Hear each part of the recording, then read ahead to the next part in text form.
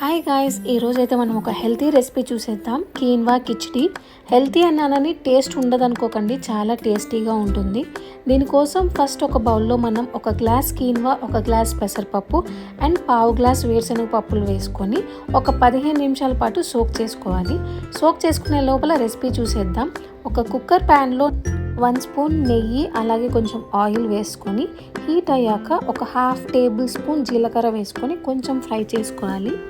అది ఫ్రై అయ్యాక మనం సన్నగా తరిగిన ఉల్లిపాయ ముక్కలు అండ్ ఒక పచ్చిమిర్చి వేసుకొని ఫ్రై చేసుకోవాలి.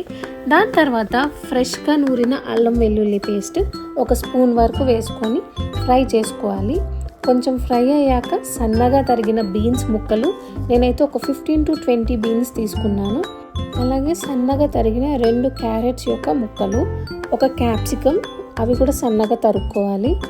దెన్ పచ్చి బఠానీ, నేను ఒక 5 to 6 టేబుల్ స్పూన్స్ వరకు పచ్చి బఠానీ తీసుకొని సరిపడినంత ఉప్పు, నేనైతే పింక్ హిమాలయన్ సాల్ట్ యూస్ చేస్తున్నాను.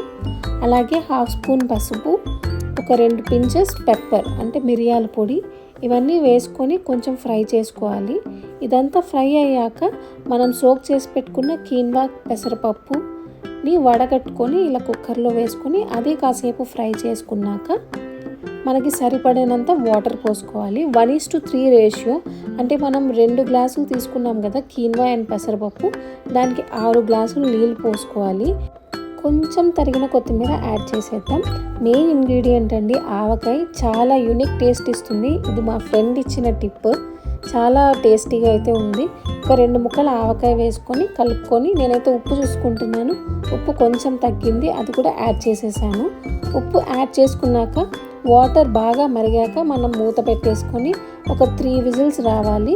కుక్కర్ని బట్టండి, 2 or 3 విజిల్స్ వచ్చేసినాక మనం స్టీమ్ పోయాక ఓపెన్ చేసినాక మన కిచిడీని హ్యాపీగా ఎంజాయ్ చేయొచ్చు. Guilt free option, full of fibre and protein. మీరు ట్రై చేసేయండి. Please subscribe.